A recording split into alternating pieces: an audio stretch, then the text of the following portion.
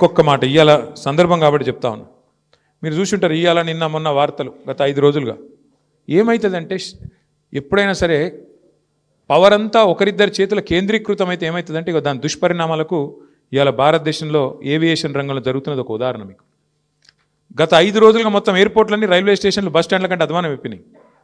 ఎక్కడికక్కడ వేలాది మంది తన్నుకుంటాను కొట్టుకుంటాను ఎయిర్పోర్ట్లలో. తెలుసా ఎందుకో? ఇండిగో వాడు మొత్తం బంద్ పెట్టిండు. ఎందుకు బంద్ పెట్టిండు? ఇది గమ్మత్తైన ఉదాహరణ. మీరు చెప్తే అర్థం చేసుకుంటే మీకు అర్థమవుతుంది నేనేం చెప్తున్నాను. సంవత్సరం కిందట సివిల్ ఏవియేషన్ మినిస్ట్రీ కొన్ని రూల్స్ పాస్ చేసింది. ఏమని? శ్రమ దోపిడీ చేయొద్దు, వారానికి ఒక పైలట్ అంటే ఆయన గింతనే నడపాలి, ఇంతకంటే ఎక్కువ నడపద్దు అని చెప్పి సంవత్సరం కింద రూల్స్ పాస్ చేసిండ్రు. సంవత్సరం కిందటనే వాళ్ళు కొన్ని డైరెక్షన్స్ ఇచ్చిండ్రు. DGCA, director general of civil aviation. IndiGo, air India రెండే ఉన్నాయి భారతదేశంలో, ఇంకోటి లేడు.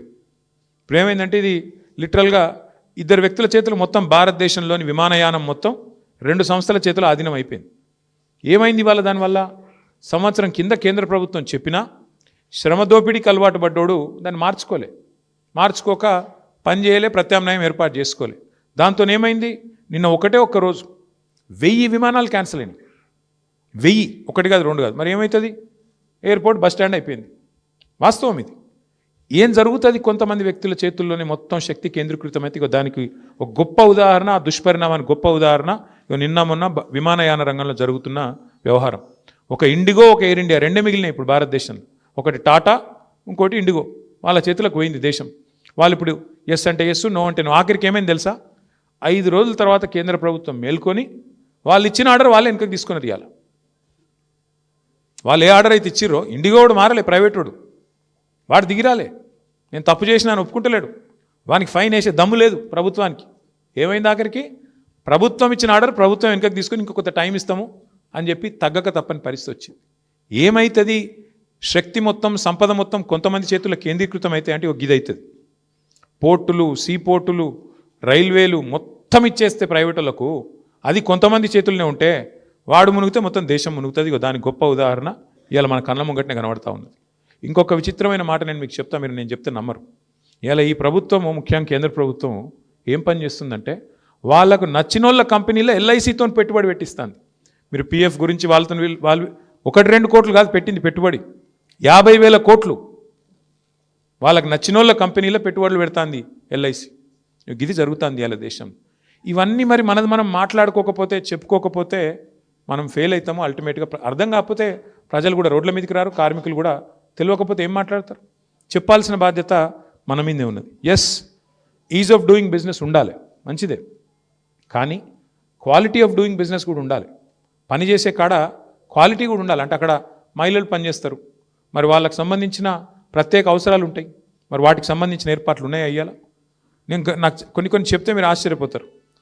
కొన్ని గార్మెంట్ కంపెనీలు తెచ్చిన నేను మంత్రిగా ఉన్నప్పుడు.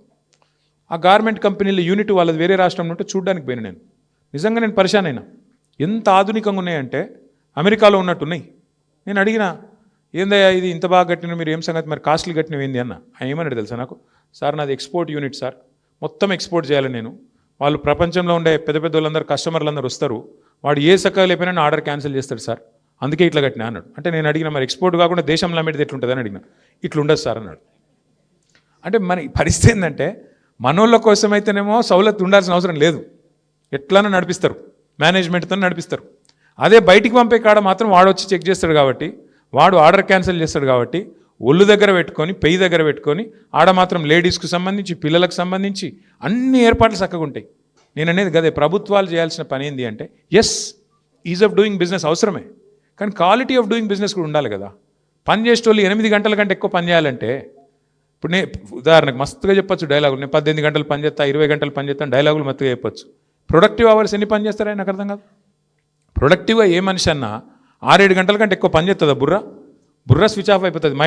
మైండ్ యాబ్సెంట్, బాడీ ప్రజెంట్ అన్నట్టు అక్కడ కూర్చుంటాడు కావచ్చు, కానీ గానిగెద్దోలే పని అవుతుందా? కాదు. వాస్తవం అది. ఏ మీటింగ్ కూడా 4 గంటల కంటే ఎక్కువ నడిపిస్తే అందులో కూడా ఏం ఎక్కది, ఏదో టైంపాస్ నడుతూ ఉంటుంది ముచ్చట, కానీ 2-3 గంటలు దాటిందంటే ఏముండదు, ఎక్కది. ఈ విషయం మర్చిపోయి 8 గంటల కంటే ఎక్కువ పని చేయాలి. ఇప్పుడు ఎంత విచిత్రమైన రూల్ అంటే అది, 8 గంటల కంటే ఎక్కువ పని చేయొద్దని మీరు పోరాడి తెచ్చుకున్న చట్టం, అది హక్కు. దాన్ని అలా తుంగలో దొక్కుతూ 6 రోజులు ఇంటూ 8 అంటే 48 గంటలు. ఆ 48 గంటలు యజమాని ఎట్లన్నా పని చేయించుకోవచ్చాడు. అంటే ఒకరోజు 12 గంటలు అనొచ్చు, ఒకరోజు 10 గంటలు అనొచ్చు, ఒకరోజు 4 గంటలు అనొచ్చు, మిగతా టైం పని లేదు నువ్వు వెళ్ళిపోనొచ్చు, అవసరమైతే తీసేయచ్చు. తీసేయచ్చు అని ఎక్కడ పెడుతున్నారు? ఇదివరకు 100 మంది కంటే పైన ఉంటే మీరు ఖచ్చితంగా ప్రభుత్వానికి తెలిపి ఎవరినైనా తీసేయచ్చు. కానీ ఇప్పుడు ఏం చేసినారు? 300లకు పెంచినారు దాన్ని. 300 కంటే ఎక్కువ రోల్స్లో ఉన్న ఎంప్లాయీస్ ఉండే కంపెనీలు ఎన్ని ఉంటాయండి? వాళ్ళ కంపెనీలన్నీ ఏం చేస్తున్నాయి? కాంట్రాక్టు, అవుట్సోర్సింగ్ పేరు మీద 300 మంది లోపల రోల్స్లో పెట్టుకుంటారు, మిగతా వాళ్ళంతా కూడా కాంట్రాక్ట్ల కింద అవుట్సోర్సింగ్ కింద పెడతారు. ఇది ఎవరికి తెలియదు ఈ విద్య. కాబట్టి ఇంత బాహాటంగా మీరు లైసెన్స్ ఇచ్చి ఒకప్పుడు ఎస్ఈజెడ్లు వచ్చినప్పుడు లొల్లి పెట్టినారు. ఇలా మరి మొత్తం దేశాన్ని ఎస్ఈజెడ్ చేస్తున్నారు. ఎస్ఈజెడ్ అంటే ఇక్కడ కార్మిక చట్టాలు ఉండవు, హైర్ అండ్ ఫైర్ ఎప్పుడంటే అప్పుడు చేయొచ్చు, మినిమం డిగ్నిటీ ఉండదు అని చెప్పి లొల్లి పెట్టినారు ఆ రోజు సెజ్జులకు వ్యతిరేకంగా. మరి ఇలా ఆ రోజు సెజ్జులకు వ్యతిరేకంగా పోరాటం చేసిన వాళ్ళు దేశం మొత్తమే సెజ్ అయిపోతుంటే, దేశం మొత్తంలోనే కార్మికులకు హక్కులు లేకుండా కాలరాస్తుంటే, మాట్లాడకపోతే పార్లమెంట్లోనే మాకు ఆవాజ్ లేకపోయా. రాజ్యసభలు ఉందనుకోండి, లోక్సభలో లేదు. మరి ఏం చేయాలి? అందుకే నా ప్రపోజల్ ఏంటి అంటే మీ అందరితో కూడా ఒకసారి మనం గుర్తు తెచ్చుకుంటే వెనక్కి తిరిగి తప్పకుండా మనం ఇవాళ కొన్ని నిర్ణయాలు తీసుకోవాల్సిన బాధ్యత ప్రధాన ప్రతిపక్షంగా మన మీద ఉన్నది. అందులో నేను ప్రతిపాదించేది ముందుగా గౌరవ పెద్దలు రాంబాబు గారికి, వినోద్ గారికి, ముఖ్యంగా అదేవిధంగా సహచర పెద్దలందరికీ కూడా ముందుగా ఈ 4 లేబర్ కోడ్స్ మీద ముందు మనకి ఇప్పుడు ఇంతకుముందు ఒక మిత్రులు అన్నారు, ఎవరో గుర్తు రావట్లేదు, కానీ మన వాళ్ళకి అవగాహన లేదు, నిజానికి చాలా మందికి తెలియదు వీటి వల్ల జరిగే దుష్పరిణామాలు అని చెప్పాను. ముందు చేయాల్సిన పని ఏంటంటే బోధించు, సమీకరించు, పోరాడు అనే సూత్రంలో భాగంగా అన్నీ మా వినయ్ భాస్కర్ గారు అనుకుంటా చెప్పింది అవగాహన లేదు అని. ఖచ్చితంగా వరంగల్ నుంచే ప్రారంభిద్దాం వినయ్ భాస్కర్ గారు. అన్ని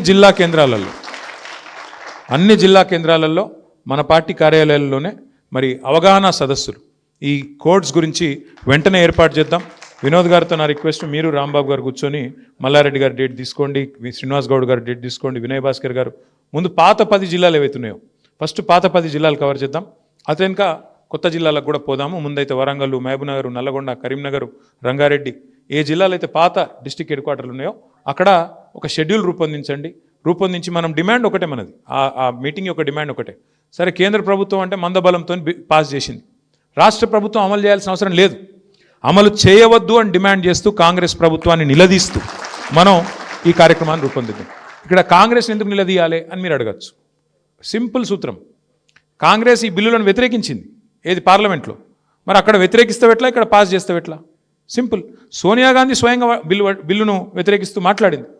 మరి సోనియా గాంధీ గారు మాట్లాడితే ఇక్కడ రేవంత్ రెడ్డి గారు ఎట్లా ఆమోదిస్తారు, ఎట్లా అమలు చేస్తారు? ఇది చిన్న లాజిక్ పట్టుకోవాలి. ప్రతి జిల్లా కేంద్రంలో ఇదే నినాదంగా తీసుకుందాం.